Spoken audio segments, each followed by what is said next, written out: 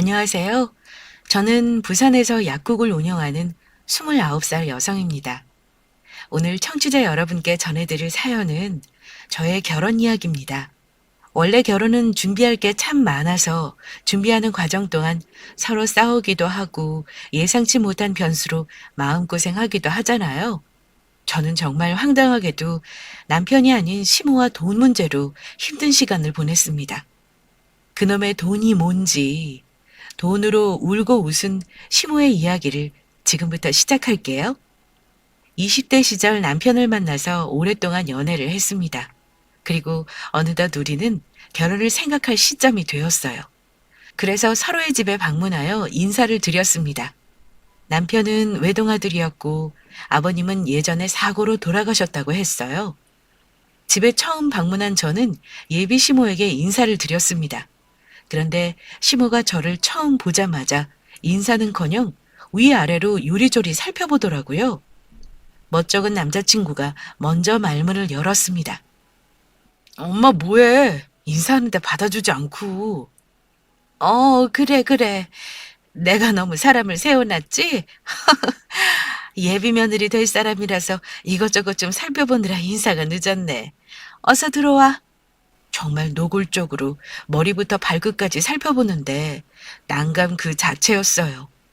시모는 예비 며느리라서 관심 두고 보느라 그런 거라며 둘러댔지만 얼마 후 왜 그렇게 노골적으로 봤는지 이유를 알 수 있었습니다. 같이 과일을 먹는데 은근슬쩍 제 옷과 가방에 관해 물어보셨어요. 그런데 우리 예비 며느리가 좀 검소한 편인가? 네? 그게 무슨... 아니, 내가 우리 아들한테 듣기로는 예비 며느리 능력 좋다고 들었는데 옷이며 가방이며 죄 평범해서 꽤 비싼 명품일 줄 알았는데 아무나 들 수 있는 가방이랑 옷이네. 약사면 돈 잘 버는 줄 알았는데 그렇게 능력 있는 직업은 아닌가 보네. 아니면 검소해서 소탈하게 하고 다니는 건가? 아, 네. 뭐 저희 아빠가 검소하게 사세요. 워낙 절약 정신이 투철하셔서 그런지 어릴 때부터 제게도 아끼며 살라고 가르치셨거든요. 약국은 어려움 없이 잘 운영하고 있고요. 엄마, 오늘은 처음 우리 집 와서 인사드리는 건데 무슨 말이 그래? 옷이 뭐 어때서 예쁘기만 한데. 이 가방은 내가 사준 거고. 뭐 어쨌다는 게 아니라 약사면 돈을 긁어 모으는 줄 알았지. 왜 사람 볼 때 그 사람 입고 있는 옷이랑 가방 보면 대충 사이즈 나오잖니. 뭐 검소한 사람은 그게 잘 나타나지 않을 수도 있지만. 아무튼 난 단지 우리 예비 며느리한테 관심이 있어서 그런 거니까 혹시나 오해하지 마라. 네, 어머님. 오해 안 해요. 다 저를 향한 관심인 거잖아요. 시모한테 말은 괜찮다며 관심의 표현이니 이해할 수 있다며 웃어넘겼지만 솔직히 조금 당황스러웠어요. 남자친구도 그런 시모의 말과 행동에 난감한 듯 보였고요. 정작 시모는 아무렇지 않은 듯 어색해진 분위기를 조금도 신경 쓰지 않았습니다. 남자친구는 제 눈치를 살피다가 안 되겠는지 결혼 이야기로 화제를 돌렸어요. 참, 엄마, 우리 결혼 말이야. 양가 집안의 도움 안 받고 우리 힘으로 준비할 거야. 모아놓은 돈으로 충분할 것 같더라고. 그래? 뭐 너희들이 모아놓은 돈으로 준비할 수 있으면 그렇게 해. 부모한테 손 안 벌리고 해결하면 좋지.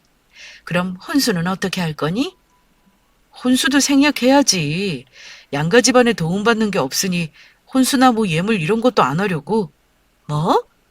아니, 그게 무슨 소리야? 혼수랑 예물을 안 한다니. 아무리 세상이 변했다고 해도 이건 아니지. 요즘 젊은 사람들 형식적인 절차 다 무시하고 내 맛 네 맛도 아니게 한다더니 너희도 그럴 셈이야? 난 그렇게 결혼하는 거 아니라고 본다. 우리가 모은 돈으로 결혼 준비하고 신혼집 장만하면 딱일 것 같아서 그래서. 혼수랑 뭐 이것저것 더하면 예산이 부족해서 어려울 것 같거든. 그러니까 애초에 양가 집안 도움 없이 우리 힘으로 준비하겠다는 거야. 당연히 도움받은 게 없으니 혼수랑 예물도 생략하는 거고. 혼수 그것 좀 준비하는데 돈이 뭐 얼마나 더 든다고 줄이냐? 너희들이 어려서 잘 모르나 본데 혼수는 단지 돈으로 주고받고 끝내는 게 아니야. 돈으로 마음을 보이는 거라고. 다 이유가 있으니까 옛날 사람들이 혼수하고 예단 예물을 준비했지. 아무튼 절차대로 진행해야 할 건 하는 게 맞아. 어른들에게 도움받지 않고 수술을 준비하는 건 좋다만 조금 더 보태서 혼수랑 예물까지 하면 되지 뭐가 문제야? 세아가, 안 그러니? 혼수 준비하는데 뭐 얼마나 든다고 설마 몸살이는 건 아니겠지? 시몬은 제게 본인이 원하는 답을 노골적으로 원했습니다. 처음 인사드리는 자리라서 장단 맞춰드리고 싶었지만 남자친구 말처럼 결혼 준비에 예산이 딱 맞을 것 같아서 참 난감했어요. 더군다나 저희 부모님은 알뜰하신 편이라 사치 부리지 않고 검소하게 결혼하길 바라셨습니다. 보태주는 것 하나 없으면서 혼수를 생각하고 있을 줄은 꿈에도 몰랐어요.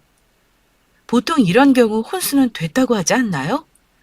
이때부터 얼핏 느낀 것 같아요. 시모가 돈에 예민하다는 것을 말입니다. 어머님 말씀처럼 다 챙겨드리면 좋겠지만 저희가 가지고 있는 예산이 넉넉하지 않아요. 대충 계산해 보니까 결혼식 준비랑 신혼집 마련하는 걸로 딱 맞을 것 같거든요. 혼수랑 예물은 안 하는 것으로 하고 나중에 결혼해서 저희 여유 좀 생기면 그때 다른 거로 신경 써 드릴게요. 어떠세요? 내키지 않았지만 시모와 잘 지내고 싶었던 저는 좋게 해결하고 싶었어요.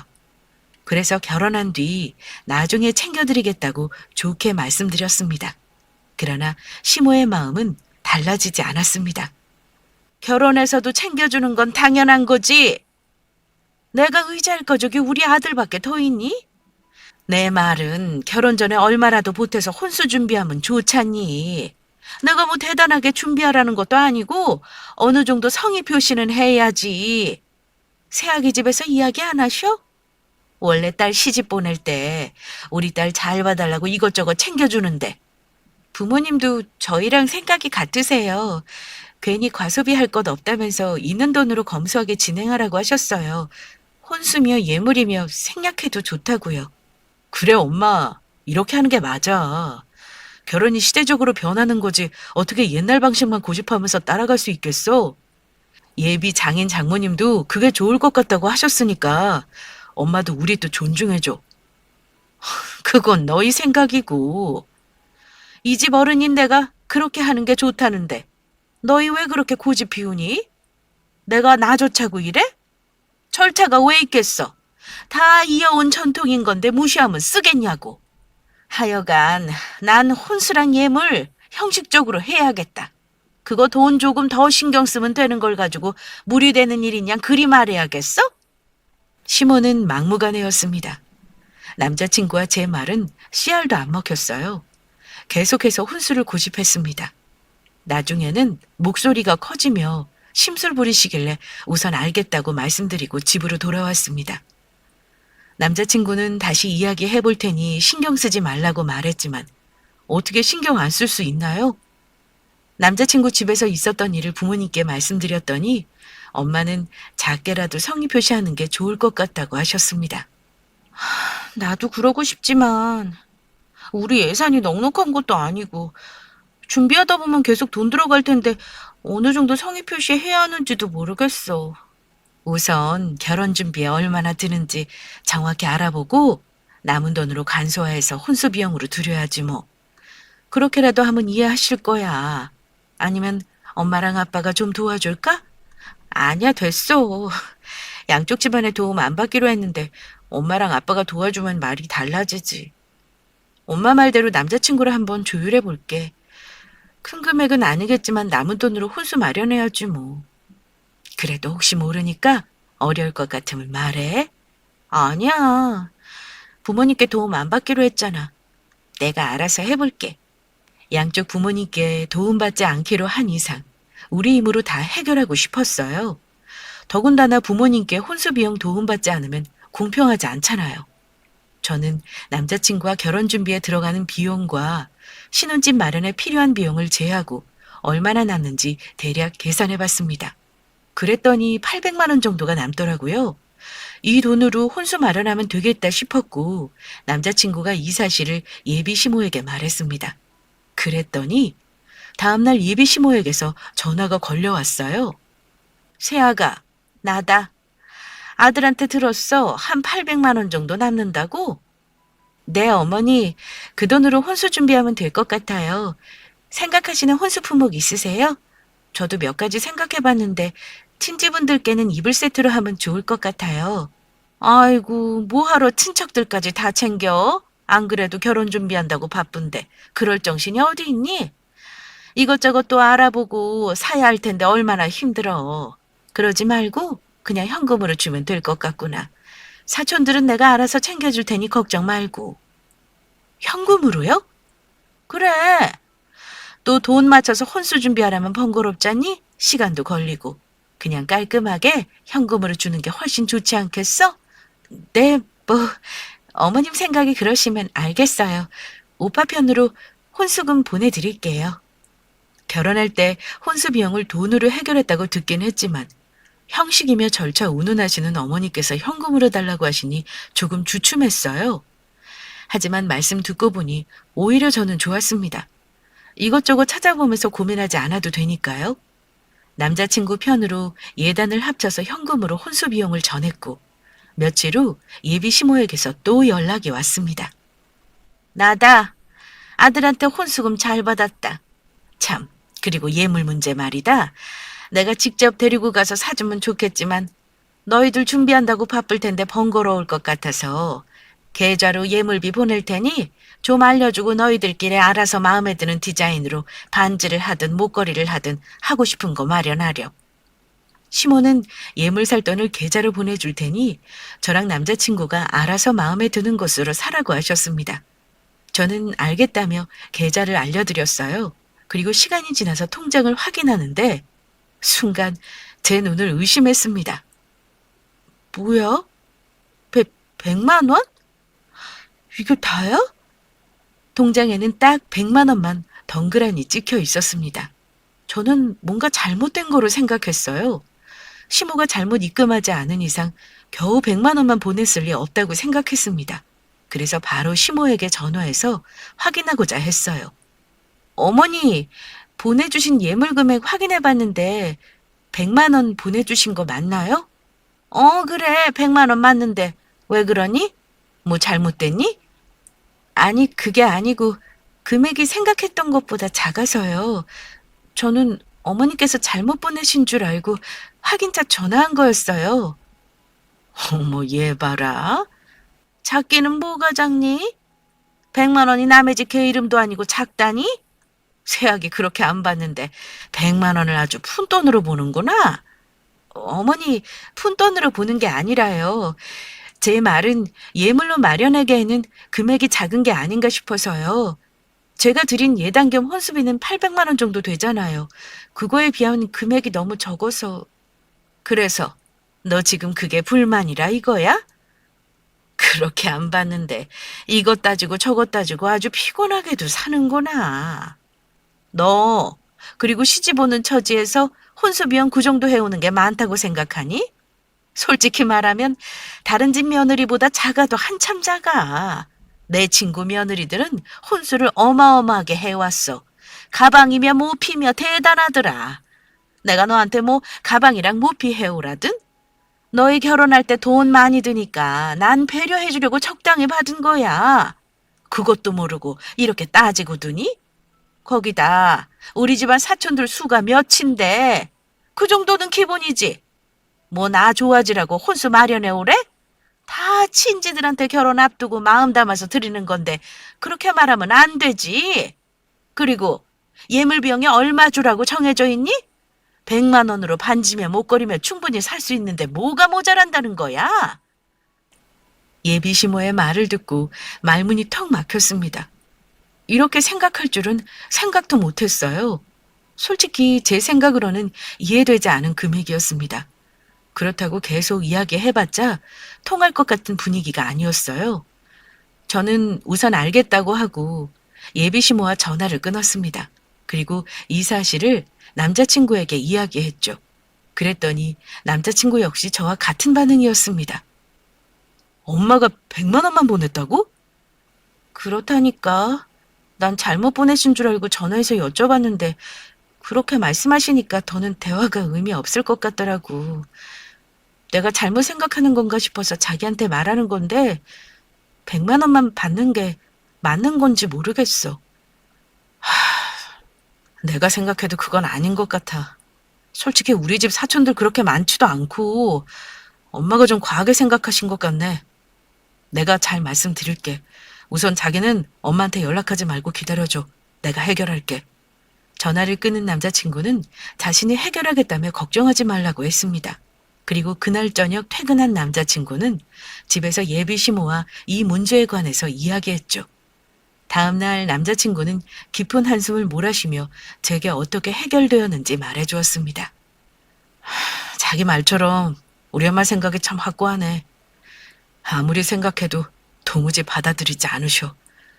솔직히 내가 봐도 좀 억진 구석이 있는데 절대 인정 안 하시네. 우선 내가 혹시 몰라서 비상금으로 조금 빼놓은 돈이 있거든? 그거 자기 계좌로 보냈어. 그걸로 예물 마련하면 될 것 같아. 뭐? 자기 돈으로? 아니야, 뭘 그렇게까지. 아니야. 자기도 현금으로 혼수를 준비해줬는데 나도 그렇게 해주는 게 맞지. 엄마한테도 내 돈으로 보태서 하겠다고 말씀드렸어. 마음 어려워하지 말고 편하게 받아. 자기가 받아야 할 돈이니까. 결국 예비 시모의 억지 논리를 이기지 못하였고 남자친구가 자신의 비상금을 보태서 예물 마련하는 비용으로 쓰라며 보내줬습니다. 결혼하기 전부터 돈으로 치사한 일이 생기니까 이때부터 시모에 대한 불만이 싹트고 있었어요. 그러던 어느 날 결정적인 사건이 터졌습니다. 바로 상견례 자리에서 말이죠. 상견례장에서 양쪽 부모님들끼리 처음 뵙는다며 인사드리는데 시모가 저한테 했던 것처럼 우리 아빠를 머리부터 발끝까지 훑어보았습니다. 아니 근데 행색이 왜 상견례하는 자리인데 옷이 그거밖에 없으세요? 잘 사는 집이라고 들은 것 같은데 예비 며느리 약국도 예비 사돈께서 차려주신 거라면서요. 거기 자리값 비싼 곳이라 어느 정도 여유 있는 집인 줄 알았는데 옷을 보니 아닌가 보네요. 사람의 겉모습만 보고 판단하는 예비 시모는 처음 인사 나누는 자리에서 우리 아빠에게 못할 말을 뱉어냈습니다. 그 말을 쏟아내고 분위기는 순식간에 차가워졌어요. 옆에 있던 남자친구는 사색이 된 얼굴로 예비 시모를 말렸습니다. 엄마, 지금 무슨 소리를 하는 거야? 진짜 왜 이래? 아, 왜? 내가 뭐 못할 소리 했니? 맞잖아. 상견례 자리면 어느 정도 격식을 차려야 되는 건데. 차가운 분위기를 혼자 느끼지 못한 시모는 잘못한 거 없다며 되레 큰 소리로 이야기했습니다. 정말 남자친구와 저는 어찌해야 할 바를 모를 지경이었어요. 결국 아빠가 입을 열어서 분위기를 풀어주었습니다. 제가 좀 검소한 편입니다. 그래도 깔끔한 거로 찾아서 입고 왔는데 워낙 옷을 잘 못 입으니 이렇게 되었네요. 예비 사부인께서는 스타일이 참 좋으십니다. 나중에 한 수 배워야겠어요. 평소에 불필요한 건 소비하지 않고 절약하자는 게 몸에 배서 옷 또한 10년에 한 번 살까 말까 하거든요. 예비 사돈께서 추천해 주시면 한번 고려해 보죠. 솔직히 아빠로서는 얼마나 기분 상하셨겠어요. 아빠뿐만 아니라 엄마와 저도 예비 시모에게 기분이 좋지 않았습니다. 아빠가 웃으며 좋게 말씀해 주셔서 불편했던 분위기가 어느 정도 회복되었지만 이미 엎질러진 물이기에 엄마와 저는 굳은 얼굴을 감추느라 애를 먹었어요. 그런데 예비 시모는 여기서 멈추지 않고 계속해서 대형 사고를 쳤습니다. 그래도 예비 며느리 집에 어느 정도 여유 있는 줄 알았는데 제가 잘못 알았나 보네요. 비싼 자리에 약국 얻어주셨다길래 어느 정도 기대했는데 어디 빚져서 마련해 주신 거죠? 그럼 나중에 우리 아들이 자리값 같이 갚아야 하는 거잖아요. 앞으로 제 자식 고생할까 봐 걱정이 이만저만이 아닙니다. 애들 결혼하는데 뭐 하나 보태주지는 못할 망정 나중에 갚아야 할 빚은 남겨주시면 안 되죠. 그러니 새아기가 운영하는 약국 자리값은 애들한테 떠넘기지 말고 사돈이 다 해결하세요. 나중에 내 새끼 고생하는 꼴은 못 보겠습니다. 잘 살라고 결혼시키는 거지 고생만 진탕하라고 귀한 아들 드리는 거 아니잖아요? 그러니 약속해 주세요. 죽어도 우리 아들한테 빚 넘겨주지 않겠다고. 혹여라도 우리 아들한테 돈 달라고 의지할 생각도 마시고요. 애들 결혼하면 돈 관련해서는 일절 엮이지 않는다고 이 자리에서 확실하게 못 박아주셨으면 좋겠어요.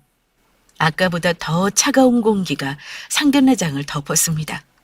아까의 실수는 애교 수준이었어요. 예비 시모는 실수해도 엄청난 실수를 한 거였습니다. 왜냐고요? 저희 아빠가 절약정신이 투철해서 엄청 검소하다고 말씀드렸지 돈이 없다고는 말하지 않았기 때문입니다. 겉모습만 보고 우리 아빠를 무슨 거지 취급하면서 이야기하는데 뒷감당을 어쩌려고 저러나 한심스러울 정도였어요. 남자친구는 이렇게까지 말할 줄 몰랐는지 예비 시모의 말을 듣고 그만 굳어버렸습니다. 아빠는 몇 번 헛기침하고 생각하시다가 이내 웃으며 시모에게 이야기했어요. 네, 약속드리죠. 안 그래도 둘이 결혼하면 재산 문제를 어떻게 해결해야 하나 걱정이 많았는데 사돈께서 이리 말씀하시니 참 다행입니다. 전부터 생각했던 대로 제 재산 전부를 사회에 환원할 수 있으니까요. 네? 재산이요? 시몬은 내가 재산이라고 해봤자 뭐 얼마나 있겠어라는 표정으로 아빠에게 물었어요. 정말이지 우리 아빠를 얕잡아 본 거였습니다. 사실 남자친구에게 말 안 했는데 아빠가 마련해 주신 약국 건물이 아빠 거예요. 또 그 옆에 있는 건물도 우리 아빠 거였죠. 땅값 높은 곳에 건물 두 채를 보유하고 계시기 때문에 재산은 어마어마한 수준이었습니다. 아무것도 모르는 시몬은 곧 다가올 일을 예상하지 못했어요. 우리 딸아이가 제 이야기를 안 했나 보네요. 하긴 돈 보고 나쁜 생각하고 접근할 수 있으니 조심한 모양입니다. 우리 김서방하고 사돈께서는 처음 듣는 이야기겠지만 딸아이가 운영하는 약국 건물이 사실 제 건물입니다. 그 옆에 있는 건물도 제 것이고요. 정확하지는 않지만 대략 지금 시세를 따져봤을 때 100억 조금 넘을 것 같네요. 나중에 제가 죽으면 우리 딸하고 사이가 물려받는 거겠지만 마침 김서방이 사업을 구상하고 있길래 도움되면 좋을 것 같아서 죽기 전에 어느 정도 미리 물려줄까 했습니다. 그런데 사돈 말씀을 들어보니 제가 잘못 생각한 듯 하네요. 돈으로 부담 주면 안 되죠. 제가 도와줄 필요가 없을 듯 합니다. 전부터 일정 금액을 사회에 환원하고 싶었는데 그 소원을 풀 수 있겠어요. 제 재산 한 푼도 남김없이 오로지 사회에 다 기부하겠습니다. 100억이요? 아빠의 이야기를 쭉 듣고 있던 예비 시모의 표정은 참 다채로웠습니다. 앞에서 직관하는데 계속해서 바뀌는 표정에 재미가 쏠쏠했어요. 뭐가 잘못돼도 단단히 잘못됐다는 걸 파악한 예비 시모는 똥줄 타는 얼굴로 급하게 말을 이어나갔습니다. 아니, 저 사돈. 뭔가 오해가 있으신 듯한데 그렇게 큰 재산이 있었으면 미리 말씀하시죠. 그럼 서로 잘못된 오해는 안 할 거 아닙니까? 그리고 재산이 있으면 자식한테 물려주는 게 맞죠. 그렇게 큰 돈이면 앞으로 둘이 사는데 어려움 없이 잘 살 수 있고요. 마침 우리 아들도 사업 생각하고 있으니 사돈께서 제대로 힘 실어주시면 얼마나 좋아요. 그러니 생각하신 대로 도와주시면 좋겠네요. 제가 앞서 드린 말은 그냥 못 들은 걸로 아시고요. 뭐 하고 있어? 너도 얼른 장인어른께 재산 물려달라고 말씀드려. 그래야 도와주시지. 예비 시모는 남자친구의 옆구리를 콕콕 찌르며 부추겼어요. 그러자 남자친구는 그런 시모의 말에 한숨을 푹 내쉬더니 무거운 입을 열었습니다. 저는 장인어른 뜻에 따르겠습니다. 제가 욕심낼 돈이 아니라고 생각해요. 장인어른이 원하시는 대로 사회에 환원하세요. 누군가 겪고 있을 어려움에 도움이 된다면 기꺼이 의미 있는 일이라 생각됩니다. 사실 그 큰 돈을 미련 없이 사회에 기부한다는 게 쉬운 일이 아니잖아요. 장인어른이 참 대단하고 존경스럽습니다. 자네가 그렇게 이야기해주니 이거 참 쑥스럽구먼. 제 생각대로 남자친구는 예비 시모에게 휘둘리지 않고 올곧은 자기 생각을 이야기했습니다. 그러자 시모의 얼굴은 붉게 번지더니 남자친구를 닥달하기 시작했어요. 너 지금 무슨 소리를 해대는 거야? 정신 차려. 100만 원 아니고 100억이야 이거사. 네가 평생 죽을 때까지 그런 큰 돈 만져볼 수 있을 것 같아? 사업하려면 돈이 한두 푼 드는 것도 아닌데 태평할 소리를 하고 있어. 어머, 사돈. 우리 아들이 이렇게 세상 물정을 몰라요. 제가 아들을 대신해서 말씀드릴게요. 물려주시려고 했던 그 재산, 아이들을 위해 주시죠. 그게 모두의 행복을 위한 일 아니겠어요? 아까 아빠를 무시할 때는 언제고 태세 전환된 예비시모는 콧소리를 섞어대며 이야기하더군요. 그러나 인제 와서 말해봤자 소용없는 노릇이었습니다.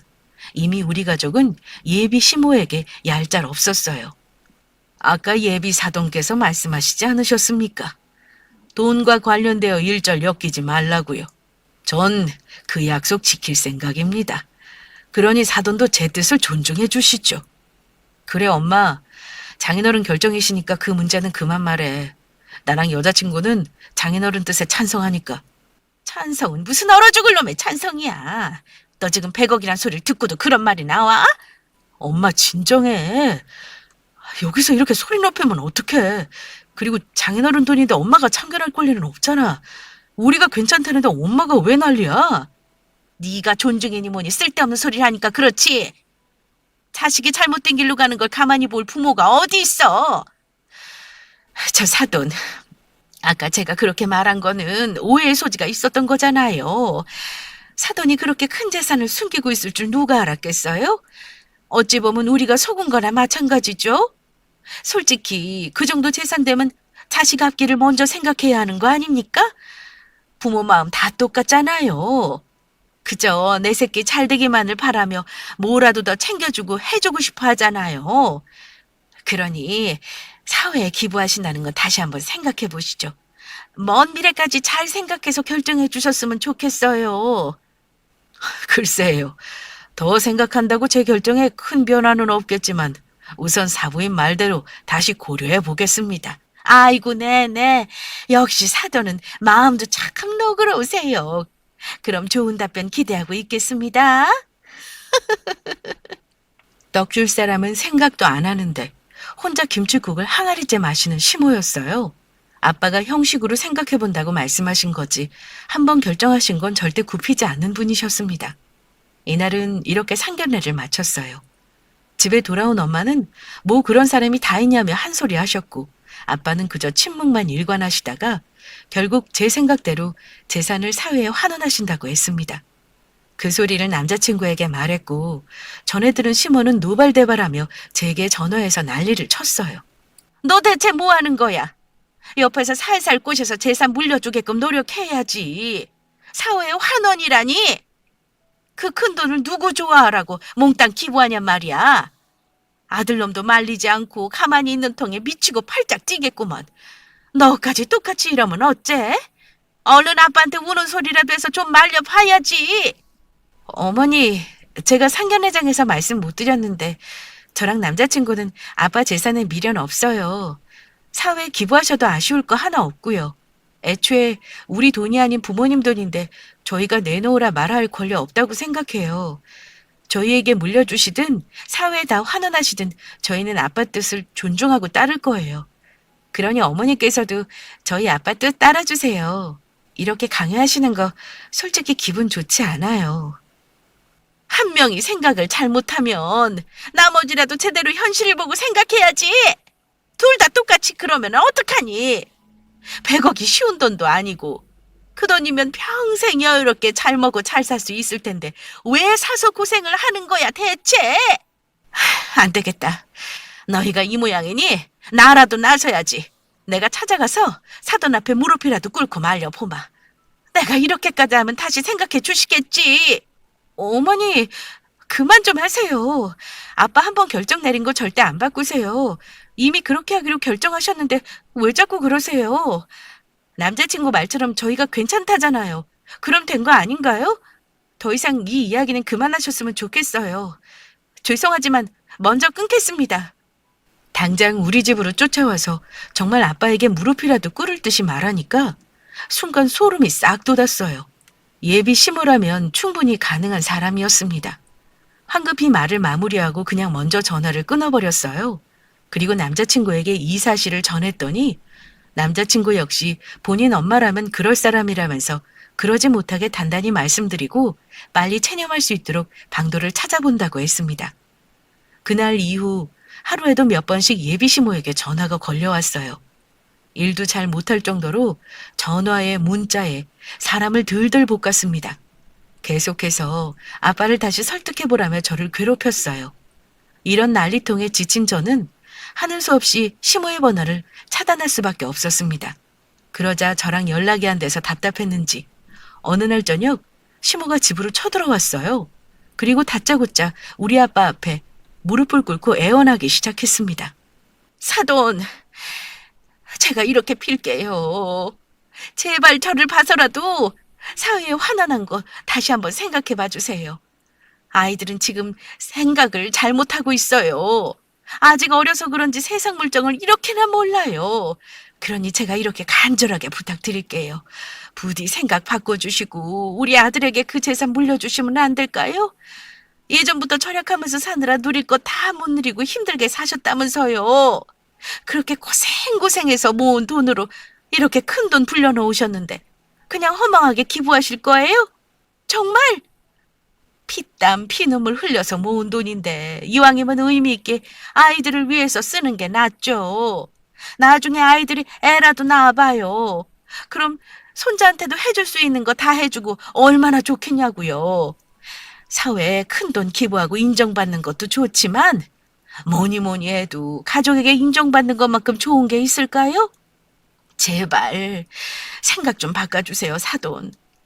제 입이 방정이었습니다. 제가 처음부터 사돈한테 막말하고 겉모습만 판단한 제 잘못이에요. 제가 다 인정하고 이렇게 사과드릴 테니 부디 좋은 쪽으로 다시 생각해 주세요. 네? 시모는 아빠의 바짓가랑이라도 붙잡을 기세로 간절하게 애원했어요. 그 모습에 아빠는 참 난처해 하셨습니다. 옆에서 보고 있는 저와 엄마까지 입이 떡 벌어질 만큼 어쩌나 싶었어요. 아빠는 그만하고 일어나시라고 몇 번을 말했지만 시모는 고집을 피우며 계속해서 아빠를 설득했습니다. 결국 어쩔 수 없이 남자친구에게 연락했더니 놀라서 한 걸음에 달려왔더라고요. 집에 들어온 남자친구는 무릎 꿇고 애원하는 시모의 모습을 보고 놀라서 소리쳤습니다. 엄마! 여기서 지금 뭐 하는 거야?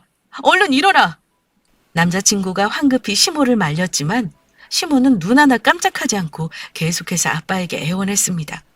옆에서 어떻게든 그만하라고 말리던 남자친구도 더 이상 무리라고 생각했는지 다 체념한 표정으로 나지막하게 이야기했어요.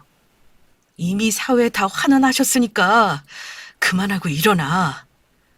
남자친구의 말에 예비 시모는 멈칫하더니 멍한 표정으로 일어나서 물었습니다. 뭐? 그게 무슨 소리야? 이미 다 사회에 환원했다니 그게 사실이야? 사돈, 그게 정말이에요? 아니죠? 우리 아들이 지금 나 말리려고 거짓말하는 거죠? 거짓말 아닙니다. 김서방 말대로 이미 사회에 다 환원했어요. 저 죽으면 환원하려고 했는데 김서방이 저 대신 나서서 기부하는 걸 도왔습니다. 그러니 이렇게 말씀하셔도 달라질 수 없어요. 이미 제 손을 떠난 돈인걸요. 말도 안 돼. 그 돈을 다 기부했다고? 그것도 우리 아들이 나서서. 예비 시모는 몰려오는 엄청난 상실감에 힘이 풀린 다리로 풀썩 주저앉았습니다. 그리고 숨을 고르더니 이내 벌떡 일어나서 남자친구를 마구 때리며 악다구니를 썼어요. 야, 이 미친놈아. 바짓가랑이 붙잡고 뜯어말려도 모자를 파는 네가 나서서 기부해? 네가 제정신이야? 그 돈이면 너나 나나 남은 인생 편하게 먹고 살 수 있는데 그걸 홀랑 다 기부하냐고. 너 대체 누구 편이야? 지금 당장 가서 찾아와. 가서 기부 같은 거 취소한다고 그래. 얼른. 제발 그만 좀 해. 엄마가 이래봤자 소용없다고. 이미 기부됐고 한 번 기부한 돈은 돌려받지 못해. 그러니까 이제 그만 미련 버려. 대체 엄마가 장인어른 재산에 왜 자꾸 참견하는 거야? 장인어른 돈이고 뭘 어떻게 처리하든 그건 장인어른 몫이야. 엄마가 감나라 배나라 할 권리 없다고. 내가 엄마 속셈 모를 것 같아? 그저 돈이라면 좋으니까 장인어른 100억에 조금 떨어지지 않을까 기대하는 거잖아. 자식 앞에서 부끄러운 줄 알아야지. 정말 엄마한테 실망이야. 엄마가 이렇게까지 끝을 보게 할까봐 내가 나서서 기부한 거야. 알아? 뭐? 뭐? 너 지금 그게 엄마한테 할 소리야? 내가 지금 누구 때문에 이러는데. 엄마니까 하는 소리야. 더 이상 예비 처가에서 부끄럽게 행동하지 말고 정신 차리라고. 그리고 나 때문이라는 말 하지 마. 그건 순전히 엄마 욕심이잖아. 이제 다 끝났으니까 그만하고 집에 가.